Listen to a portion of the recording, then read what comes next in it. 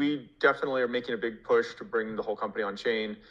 And that means launching products that have the benefits of on chain, but the customer doesn't really have to be burdened with the difficulty of it, right? Hey guys, it's Jay. In this video, I'm going to quickly go over the rumors that Coinbase is partnering with ICP.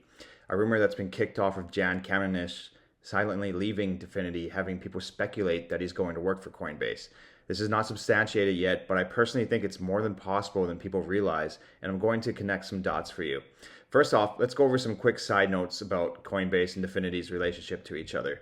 They both have offices in San Francisco that are about a 6-minute walk from each other, less than a mile away. They both fought the SEC together. In 2023, the SEC claimed ICP was a security among others and that Coinbase was facilitating security trading. Thankfully, both charges were dismissed thanks to ICP's decentralized merits and partly because Dfinity is a nonprofit foundation and not a company. Now, Coinbase also listed ICP right after it launched, which is rare for them. Usually they take weeks or even months to vet a coin before listing, especially if it's a new layer 1 that requires custom custody and new native integration. They listed ICP 3 days after its mainnet, which means there was a coordinated effort behind the scenes to streamline its listing. There have also been people in early investment rounds of ICP who have a history with Coinbase. Olaf Carlson Wee worked there for 4 years before forming Polychain Capital and investing next to A16Z. Also, Linda Z, who was another early employer for about 4 years, invested in ICP.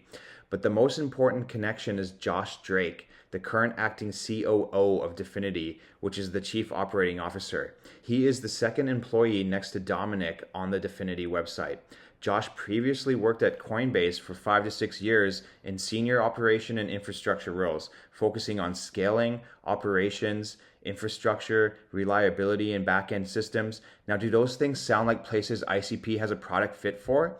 Recent Twitter posts from Coinbase have been foreshadowing the implementation of a new system and saying directly that the exchange is going fully on-chain. As ICP investors, we all know the internet computer is the only place where you can build something 100% on-chain. Now, Brian Armstrong has been quoted as saying on-chain is the new online, something that is written word for word on the Internet Computer website when describing what it's doing. Guys, these two organizations are well aware of each other. This parallel language doesn't feel like a coincidence to me. And do you all remember when Adam, the guy who created Neopets, was wreaking havoc in the ecosystem a few months back? There was a lot of drama being stirred up and a lot of finger pointing. And if you recall, it wasn't just node machine collusion he was calling out. He was also saying Coinbase had infiltrated Dfinity from the inside. Now, say what you want about Adam. I realize some people don't like him, but I'm pretty sure he's the biggest whale in the ICP and he kind of knows what's going on.